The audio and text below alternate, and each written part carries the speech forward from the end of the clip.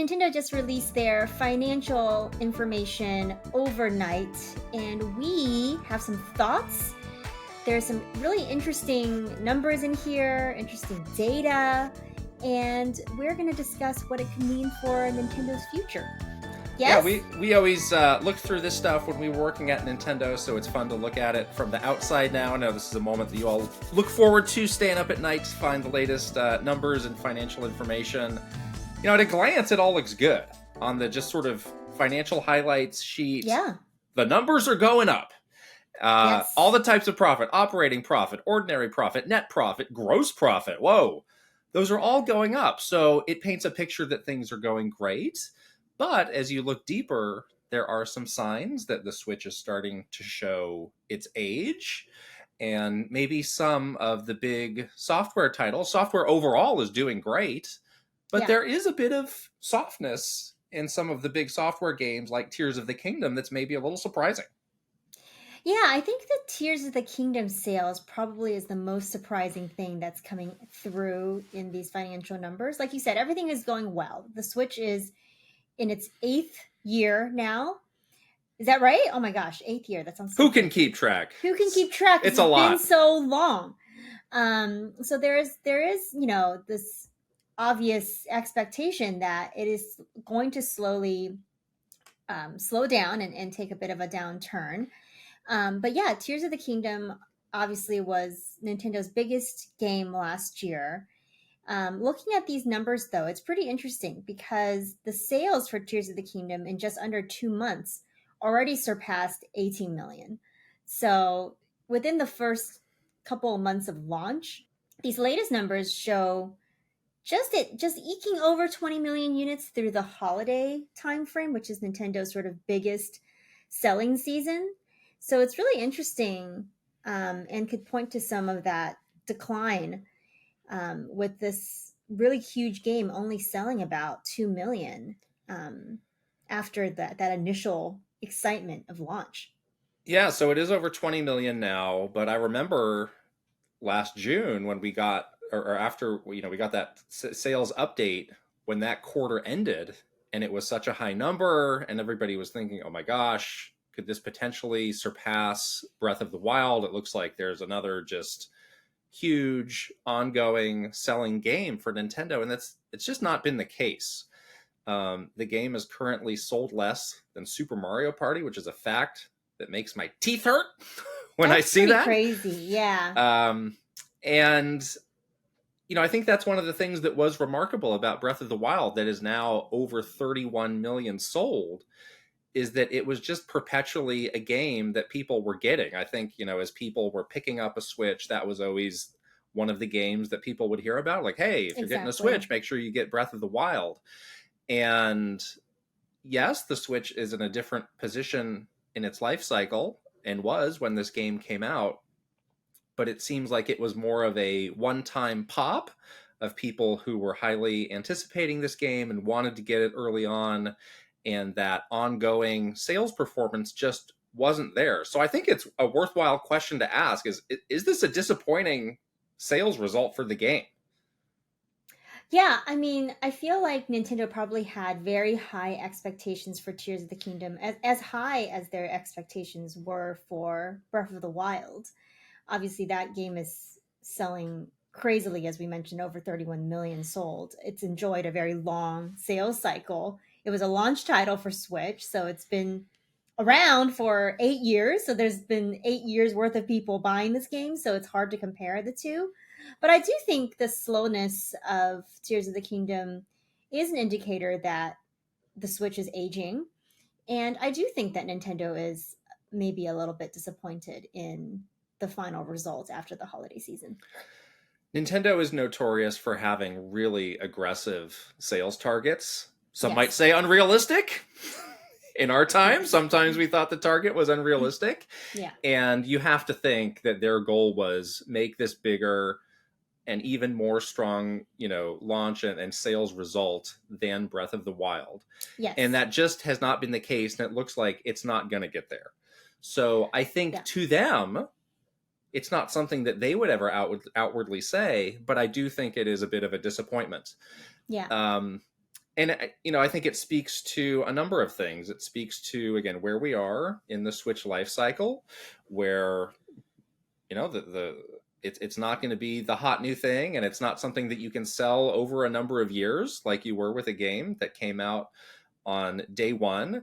And I think it also speaks to this approach with sequels where it's kind of hard to recapture the magic.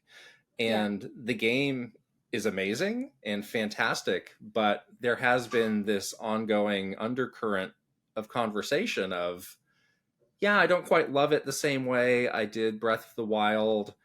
I kind of count myself in that camp.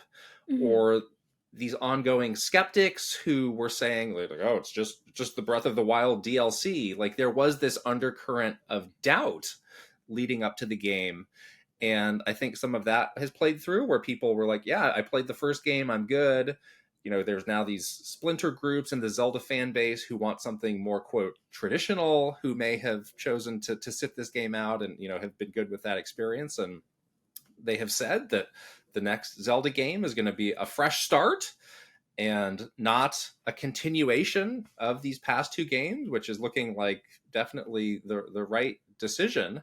So yeah, it's kind of a gray area where, if you're just looking at from a financial perspective, like, yeah, maybe it was a bit disappointing, but as far as what the game achieved and was able to achieve so late in the Switch life cycle, I think that is definitely deserving of a lot of praise. Yeah, I think the last thing that Nintendo might be thinking about as they look at these numbers for Tears of the Kingdom is this idea that they have built this really incredible install base of Switch players. Like, we see from these numbers that Switch is breaking all sorts of crazy records, selling 10 times some of the other Nintendo hardware, just like doing so well in terms of the hardware, which means that there is just this huge install base, and beyond that they have this huge percentage of very active players. And so I think from their perspective, having this large install base and launching this game in this large install base was this big safety net. And seeing that still achieve pretty soft numbers, um, could be a little bit of a wake up call for them, just to understand that yes, you can have all of these big huge install base numbers, but there's still this need to innovate, beyond what you were saying about like it's hard with a sequel. There's still this need to innovate for the next Zelda game. There's still like, you still have to do work to make something a hit like Breath of the Wild was. Well, you made a good point with the large install base and how active it is, and they had a figure showing that a large percentage of people who bought a Switch are still playing it, which is very good for them. And I think now the software sales are over 1 billion units, which is kind of hard Hmm. to comprehend. Far and away the best ever for Nintendo. Yeah, But people just have a lot more choice of games than they did exactly. on day one. When the Switch first came out, and it was, am I going to get Zelda, Snipper Clips, or 1-2 Switch? I wonder. Tough choice. Whereas now, Definitely 1-2 switch. like, even an amazing game like Tears of the Kingdom, there might be something else that people want to play at that time, and that's fine. Yeah, That ecosystem still seems very strong, but we're just at a very different point. exactly. Some other things that popped out to us, from this financial report is Super Mario Brothers Wonder selling almost 12 million, 11.96 million units. Um, Obviously, this game has like very wide mass appeal. Mario is, the IP that just hits all the time for everybody that's anyone that's you've ever touched a video game. So these numbers, are strong and not surprising at all.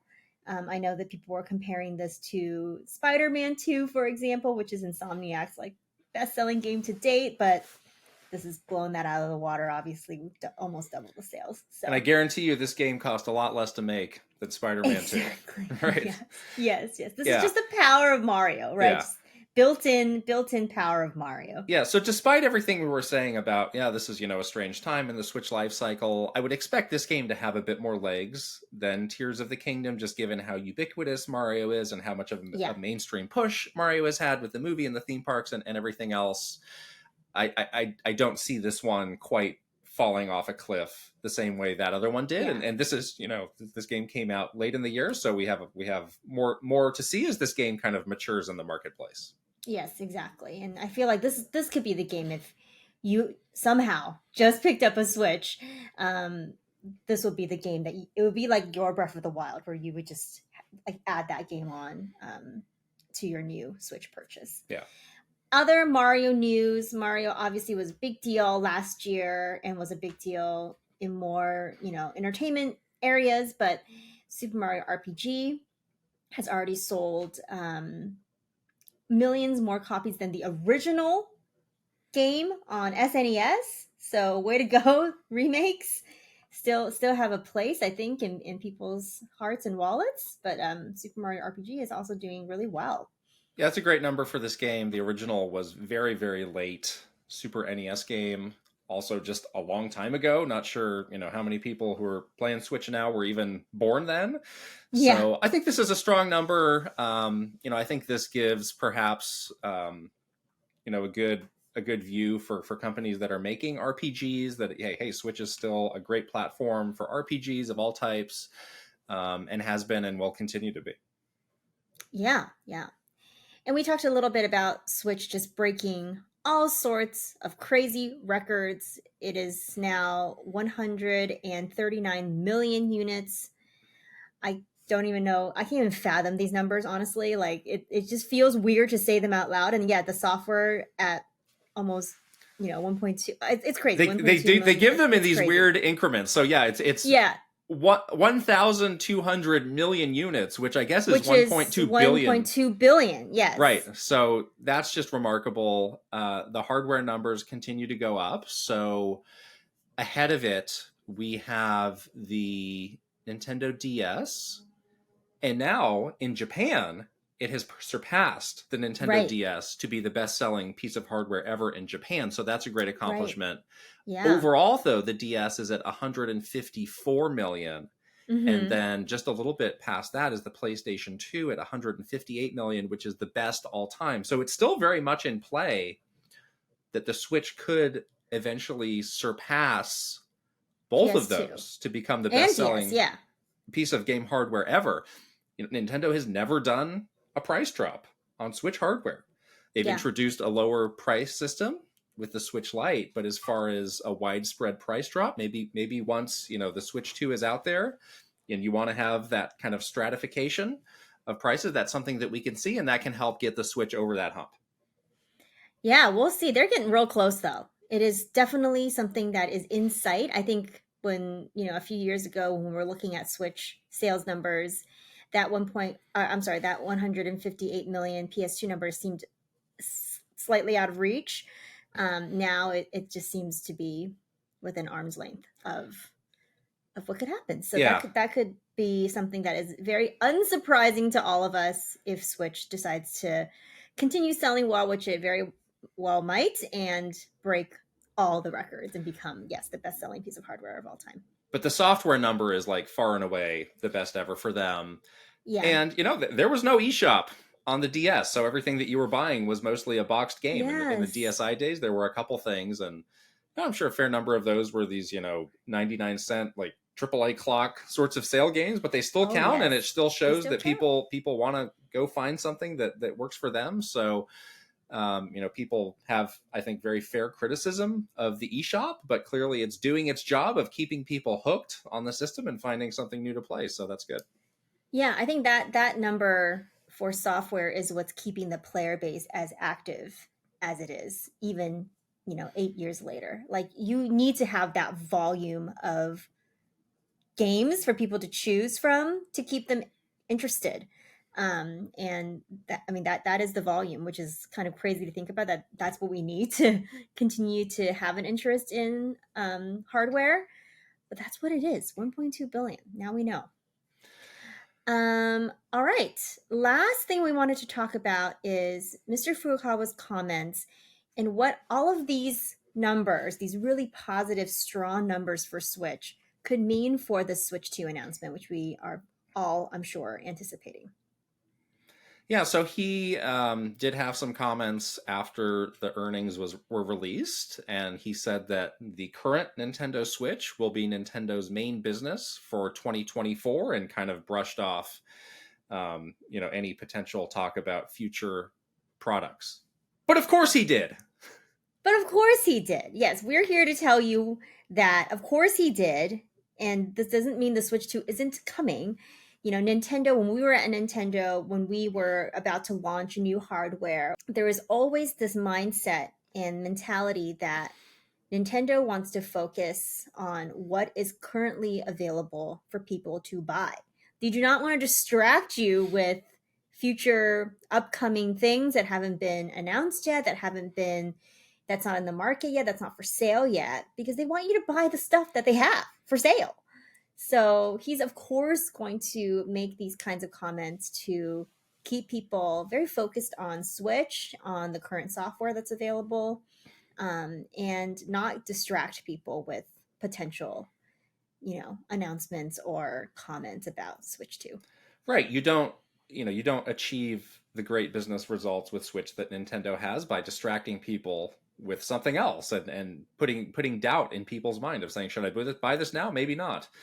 And with, that comment, like, you can always carefully word a comment Yes. to imply maybe more than you have to say.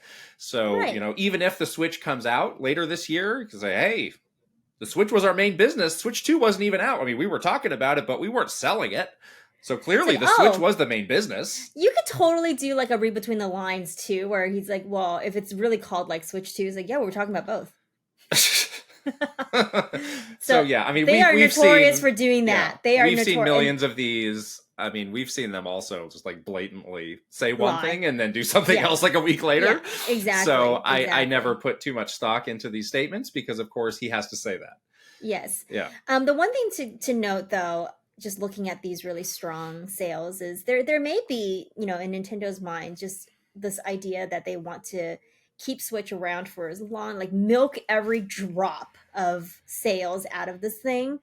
This just could mean that the Switch 2 announcement could be slightly later than we anticipated. Maybe they're going to wait a couple more months just to eke out the last of Switch sales. They still have some games coming out um, in the first part of this year, and we still have dates for games that were announced that haven't had a firm launch date attached And to it. people are Like, still expecting a Nintendo Direct any day, right. it seems. Yes, any day now. We're still on Direct Watch, but we still don't have a date for Thousand Year Door, for example. So there's still games that they want to sell and keep people focused on Switch. So that just might mean that the Switch 2 announcement might just come a little bit later than we previously anticipated. But who knows? I agree with you that you don't want to stop a good thing while it's going, but I also think it's a very delicate science of wanting to act. I think it's better to act early than too late, Yeah. where you don't want to end up in a situation where the software lineup is kind of dried up on Switch and you wanted to ride it all the way to the bitter end, and then you start talking about the next thing. You want to go from a point of strength on the Switch to another point of strength with a great Mhm. launch for the Switch 2. So Yeah. you can't get I don't think you can get too greedy with this sort of thing. At some point, you do have to pick a point in time and say, yes, this is what's going to be right for us to keep good momentum that we have, and Yeah. carry it over into the next thing. And that's something that Nintendo is 100% planning for right now. They're having all sorts of discussions about what that right timing is, what that transition looks like. How does it feel? When is the moment to do this, to like rip the band-aid off, so to speak? So that is all conversation that's happening right now to determine the best time to announce. But just coming out here to say that this new hardware is definitely still coming out this year. So that's what we think, at least. I don't think that these strong numbers for Switch or any of this stuff that, Switch breaking records, all these things that we're seeing in the headlines, I don't think that means that there is no new hardware coming out in 2024. We firmly believe that there is new hardware from Nintendo coming out this year. That's right. Yes? All right. Indeed. Well, let us know what you think of all of these numbers. Maybe you just don't care and you're like, whatever, I'm going to play my game and leave me alone. I don't care about this data stuff. But it is fascinating to look at, and it is interesting to kind of dissect what is happening on the financial side as a way to sort of crystal ball what's potentially happening for Nintendo's future. Yeah, it's fun to do these on the other side because we used to do these from inside Nintendo and it was not so fun. So, um, yeah, let us know in the comments what you think, and we'll see you later. Bye. Bye.